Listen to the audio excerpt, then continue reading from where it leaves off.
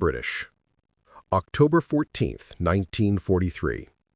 27,000 feet above Schweinfurt, Germany. Hauptmann Klaus Bergmann lined up his Focke-Wulf Fw 190 behind a formation of American B-17 flying fortresses, his finger resting on the cannon trigger. He had been trained to expect quick kills. Heavy bombers were supposed to be lumbering targets that fell from the sky after a few good passes. What he witnessed instead, through his gun sight at 400 meters, would shatter every assumption the Luftwaffe had made about American strategic bombing. He watched his 20mm cannon shells tear through the wing of the lead bomber, saw fuel streaming from ruptured tanks, counted at least 15 direct hits across the fuselage. The B-17 shuddered, dropped 200 feet, and then, impossibly, remained in formation. The pilot held his position as if nothing had happened. For Hauptmann Bergmann and the 847 Luftwaffe fighter pilots who engaged American heavy bombers over Germany between August 1942 and May 1945, the collision between tactical doctrine and battlefield reality began the moment they opened fire. Among them were 234 veteran aces who had cut their teeth against Soviet and British aircraft, men whose combat record seemed to guarantee easy victories against what German intelligence had described as poorly defended, structurally weak American bombers. Their experiences would prove radically different from what Luftwaffe briefing officers had promised. According to declassified records from the Bundesarchiv Militärarchiv in Freiburg, Germany, the first major engagement between Luftwaffe fighters and B-17 formations occurred on August 17, 1942, during the American raid on Rouen-Sotteville. German tactical analysis, documented in Luftwaffe Command Staff Report LW 457/42, predicted that concentrated fighter attacks would destroy 40 to 60% of any American bomber formation before it reached its target. The calculations seemed sound. British heavy bombers typically sustained these loss rates when intercepted in daylight. American bombers, intelligence suggested, would fare even worse. What actually happened caught the Luftwaffe completely off guard. Major Friedrich Hausmann, commanding officer of Jagdpechwader 26 based at Vitry-en-Artois, recorded in his combat diary, now preserved at the German Air Force Museum in Berlin-Gatow, his first impression of engaging B-17s. August 17, 1942. Today we intercepted the American heavy bombers for the first time. Expected to find poorly coordinated formations with weak defensive armament, as intelligence had briefed. Instead, encountered tight box formations with overlapping fields of fire from at least 10 machine guns per aircraft. Made 3 attack passes on a single bomber. Observed multiple hits. Saw pieces of aircraft structure flying off. The bomber continued flying. When I broke off the attack due to ammunition depletion, all 12 bombers in that formation were still airborne. This is not what we were told to expect. The initial engagement over Rouen lasted 47 minutes.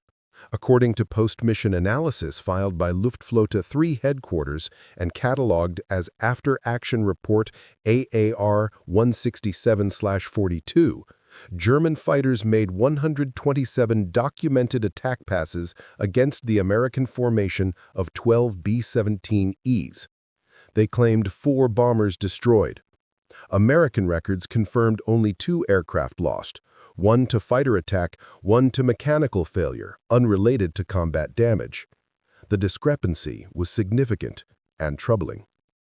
Bergmann had been present at that first engagement, flying as wingman to Major Hausmann. In a letter to his brother Ernst dated August 21, 1942, intercepted by British intelligence and preserved in the Churchill Archives at Cambridge University, he described his confusion. "Dear Ernst, I must tell you about our encounter with the American bombers. Everything we learned in training proved false. I fired until my guns were empty. I am certain I hit my target at least 20 times. The bomber's right wing was shredded. fuel pouring from ruptured tanks, yet it maintained formation and dropped its bombs on target. Either our intelligence is catastrophically wrong about American aircraft capabilities, or these machines operate on principles we do not understand. I watched one bomber with its entire tail section hanging by cables continue flying for over 100 kilometers before finally crash landing in France. The crew survived and were captured. How is such a thing possible? The tactical preparation Luftwaffe pilots received before encountering B-17s had been based almost entirely on experiences against British Wellington and Sterling bombers, which typically carried 4 to 6 defensive guns and relied primarily on night operations to avoid fighter interception. Training documents recovered from Jagdgeschwader 2's headquarters at Beaumont-le-Roger, catalogued as Luftwaffe Training Directive TK 88/43, and now housed at the National Archives in College Park, Maryland, specifically stated that American heavy bombers would be vulnerable to frontal attacks due to limited forward armament, and that 2 or 3 20mm cannon strikes to the engines or cockpit area should be sufficient to destroy the target. The directive included detailed tactical diagrams showing recommended attack angles, closing speeds, and firing solutions. It was comprehensive, technical, and, as combat would prove, almost entirely wrong.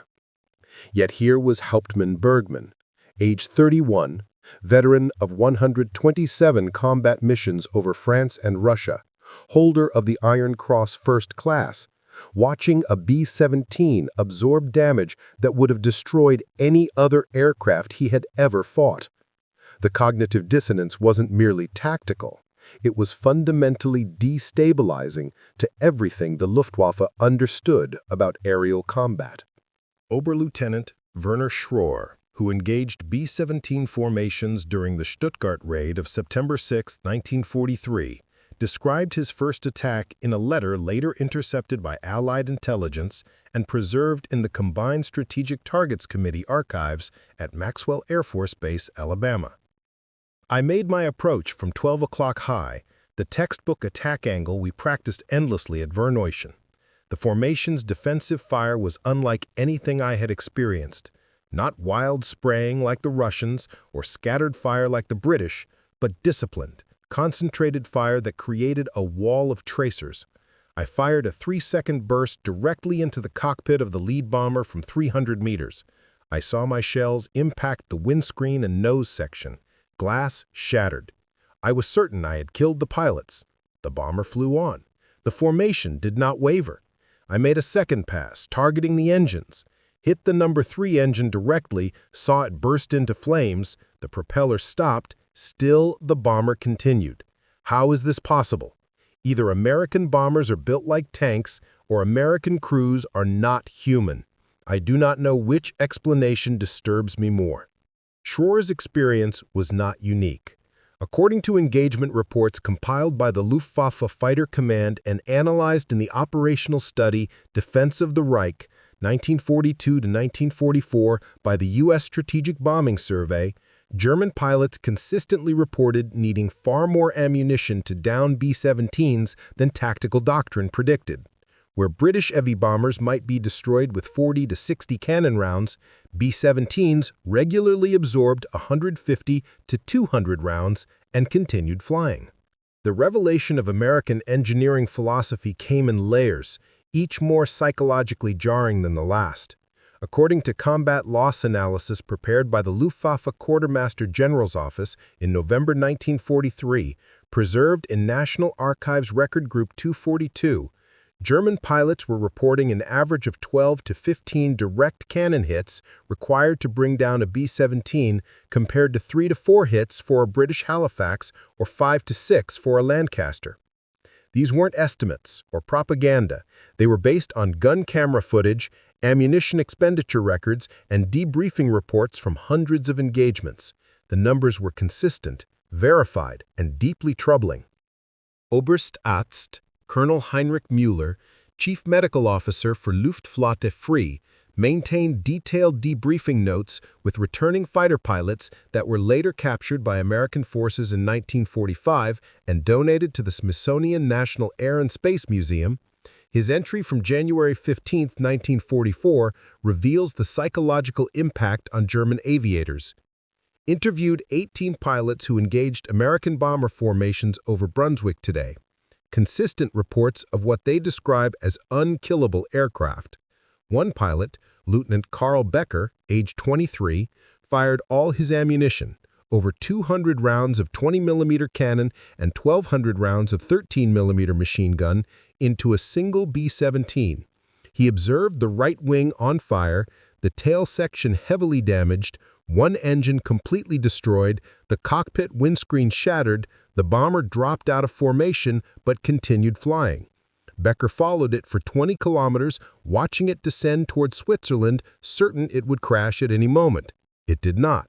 He watched it cross into Swiss airspace, still maintaining altitude, still under control. Becker returned to base questioning whether his weapons were defective. They were not. Armament inspection found his guns functioning perfectly. The Americans have simply built an aircraft that defies our understanding of structural limits. The Boeing B-17 Flying Fortress, first designated by the U.S. Army Air Corps in 1935 and entering full production in 1941, represented a radically different design philosophy than any bomber the Luftwaffe had encountered.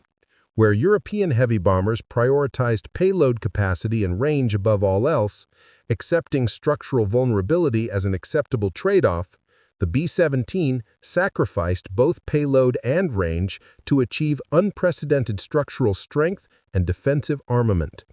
The numbers told the story. A British Lancaster could carry 14,000 pounds of bombs. A B-17G carried 4,000 on typical missions. But what the Lancaster gained in destructive capacity, it paid for in vulnerability. According to comparative aircraft loss data compiled by the RAF Bomber Command Operational Research Section in March 1943, Lancaster bombers sustained an average loss rate of 3.8% per mission during 1933. B-17s, flying daylight missions through far heavier fighter opposition, sustained a 2.9% loss rate during the same period. In practice, this meant German fighter pilots faced an aircraft that could sustain catastrophic damage and continue flying. Combat damage reports from the 8th Air Force, declassified in 1973 and archived at the Air Force Historical Research Agency at Maxwell Air Force Base, Alabama, documented B-17s returning to England with damage that defied belief. Entire sections of wing missing, tail surfaces shot away, engines completely destroyed, fuselage punctured by hundreds of holes, hydraulic systems inoperable, landing gear damaged beyond use, yet still capable of controlled flight and often successful landing. One particularly detailed damage report, filed by Captain Robert Morgan of the 91st Bomb Group after a mission to Bremen on December 20, 1943, cataloged the punishment his B-17 Memphis Belle sustained. Approximately 200 holes of various sizes throughout airframe. Right waist gunner position destroyed by 20mm cannon fire. Ball turret hydraulics severed, turret inoperative. Number 2 engine oil line severed, engine shut down. Number 4 engine cylinder head damaged, running rough but operational. Tail section hit by estimated 15 20mm rounds, rudder cables damaged but functional. Oxygen system damaged, several crew members requiring emergency oxygen, radio equipment destroyed. Yet aircraft maintained formation, completed bomb run, and returned to base under its own power. Feldwebel Hans Richter, a FW-190 pilot with Jagdgeschwader 1, stationed at De Leon in the occupied Netherlands, kept a combat diary that was confiscated during his capture in March 1944 and later archived at the Imperial War Museum in London. His entry from October 14, 1943, the second Schweinfurt raid, reveals the psychological impact of this engineering resilience. Today I witnessed something I cannot explain to anyone who was not there, something that challenges my understanding of what is physically possible.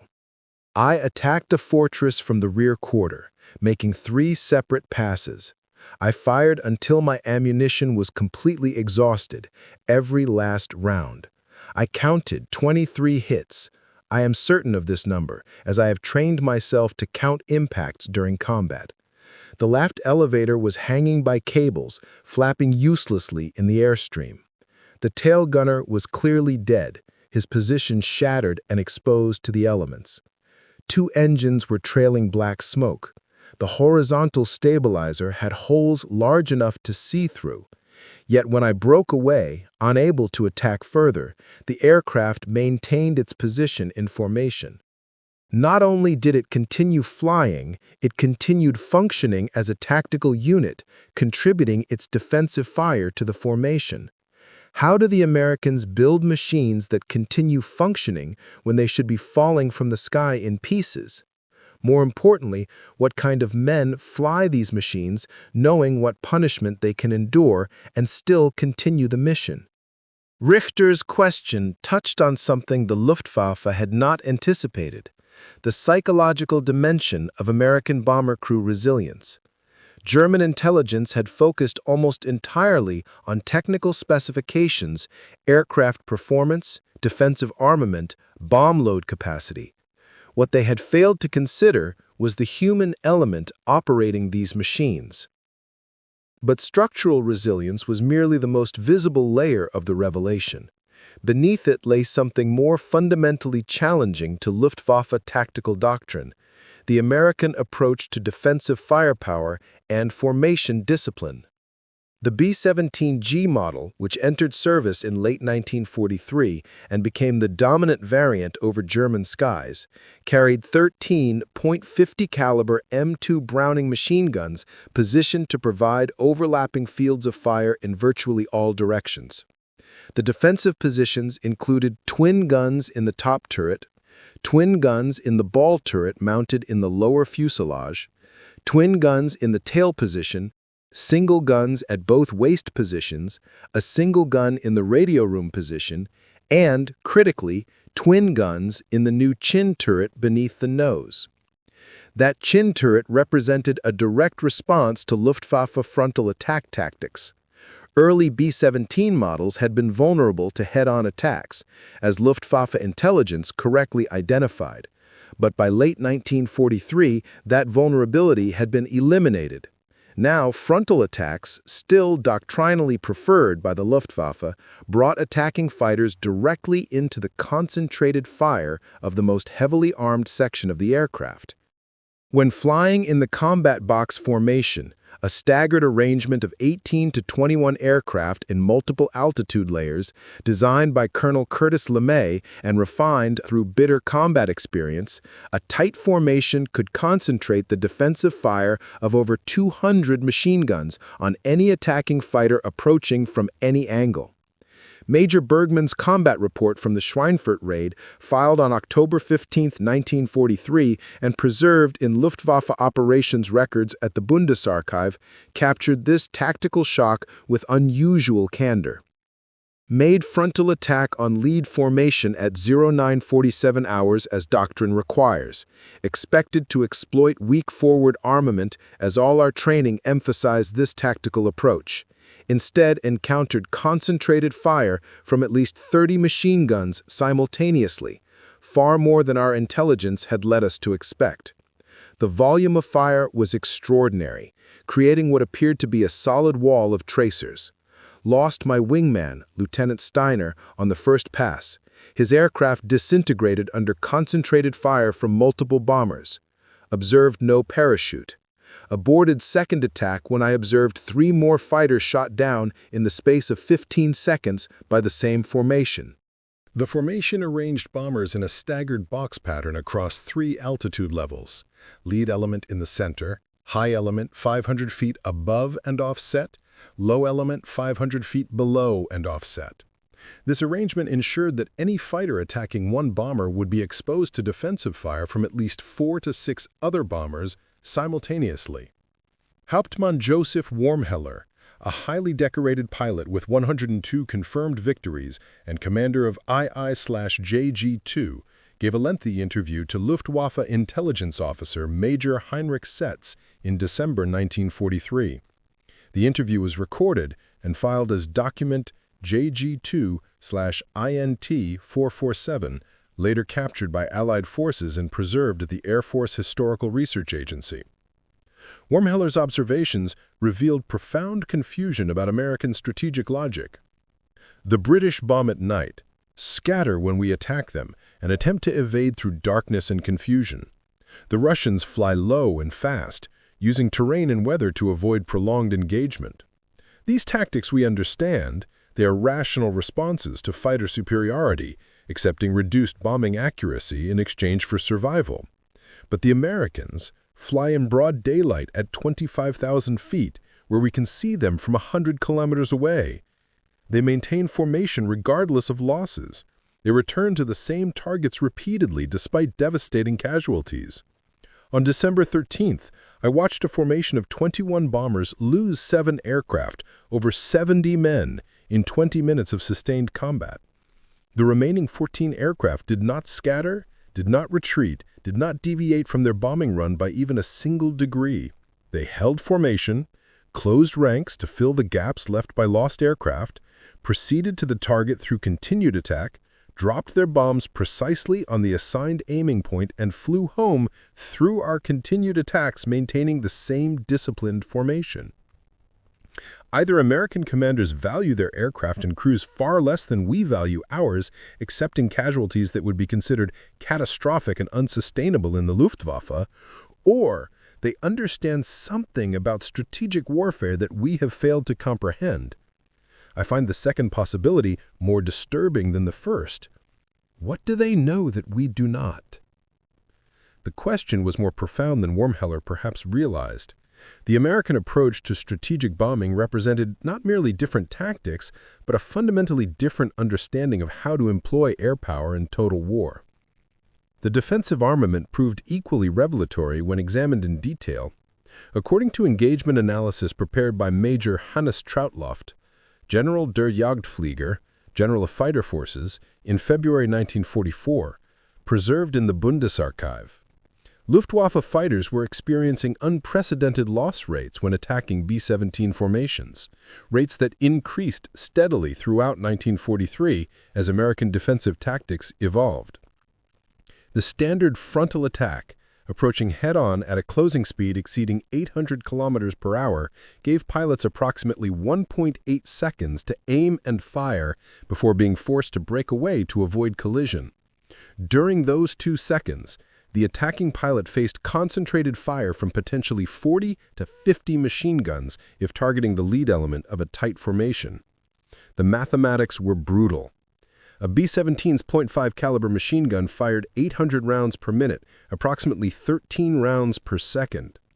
If 5 bombers concentrated their fire on a single attacking fighter, that fighter faced approximately 130 rounds per second. During a 2-second attack run, over 260 rounds would be fired at the attacking aircraft. It required only 1 or 2 hits to damage or destroy a fighter. Lieutenant Franz Stiegler, flying with Jagdgeschwader 27 based at Akmer, survived 23 engagements with B-17 formations before being shot down and seriously wounded in April 1944. His post-war memoir, The Human Factor in Aerial Combat, published in 1971 by a small German aviation press, describes the experience with clinical precision. Attacking a B-17 formation was fundamentally different from any other aerial combat. Against British bombers operating at night, you could maneuver for position, choose your angle carefully, exploit defensive blind spots.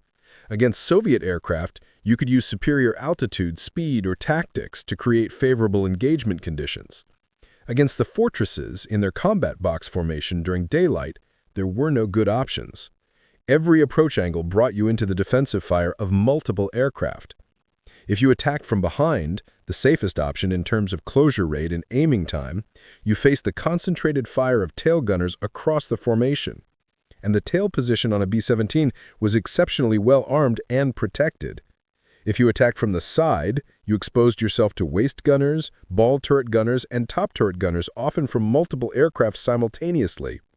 If you attacked from above or below, you faced ball turret and top turret gunners with excellent fields of fire.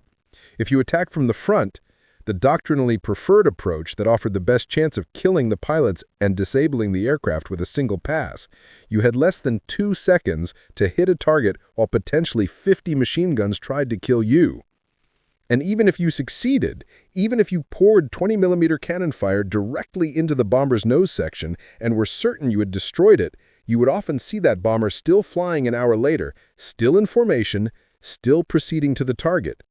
I once followed a B-17 I had attacked for over 40 kilometers, watching it closely, certain it would crash at any moment. It never did. I eventually had to break off the pursuit to avoid running out of fuel. Later intelligence reports indicated that bomber made it back to England and was repaired and returned to service.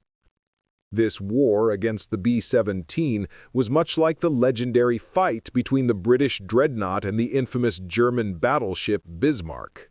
The Luftwaffe, like the Bismarck, possessed technological superiority and private pilots.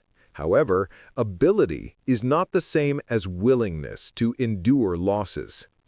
By early 1944, the revelation was complete. According to Luftwaffe statistics, the numbers told a devastating story. 1.3 German fighters lost for every B-17 destroyed.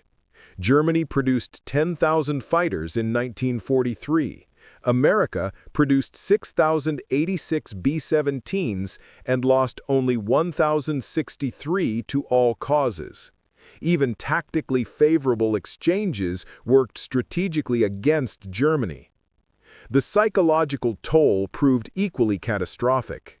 Oberarzt Wilhelm Fischer, chief psychiatrist for Luftwaffe Reich, noted in April 1944, "Fighter pilots report helplessness and futility, emotions never seen before.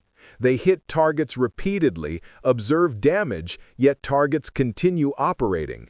Several experienced pilots have requested transfers, not from fear, but from conviction their efforts are ineffective against an enemy that cannot be defeated." The Americans weren't winning through superior aircraft or tactics. German fighters remained faster and more maneuverable. German pilots were more experienced. By every traditional metric, the Luftwaffe should have been victorious. Yet the bombers kept coming, day after day, mission after mission. The revelation German pilots finally understood: America could sustain losses Germany never could. Hauptmann Bergmann captured this truth in his final letter before being shot down in December 1944. "The Americans taught us something we refused to learn, that wars are not won by the bravest soldiers or finest aircraft. They are won by those who can endure. Today I destroyed 1 B-17. Tomorrow, 21 return to replace it. The mathematics are inescapable." When the war ended, surviving Luftwaffe pilots carried this knowledge home.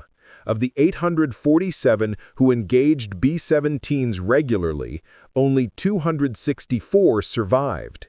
Their post-war testimonies revealed a consistent pattern: initial confidence, growing frustration, final understanding that tactical excellence meant nothing against strategic inevitability. The B-17 defeated Germany not through superior performance, but simply through endurance. American crews accepted losses that would have grounded any Luftwaffe unit. American industry replaced aircraft faster than Germany could destroy them. American strategy understood what German tactics never grasped: that overwhelming an enemy requires not the best weapons, but sufficient weapons applied with absolute persistence. Major Friedrich Hausmann, who survived the war, summarized it in a 1967 interview: "We won every battle and lost the war. We shot down their bombers, but more came. We damaged them grievously, but they kept flying. We had superior aircraft, superior pilots, superior tactics.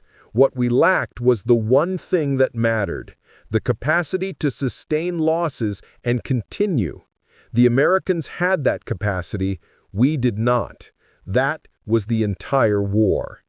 The German pilots never knew what hit them, not American firepower, but the devastating realization that courage and skill cannot overcome arithmetic, that tactical superiority means nothing against strategic depth, and that the most powerful weapon isn't the one that strikes hardest, but the one that keeps striking long after your enemy has exhausted himself. That proved to be the most powerful weapon of all.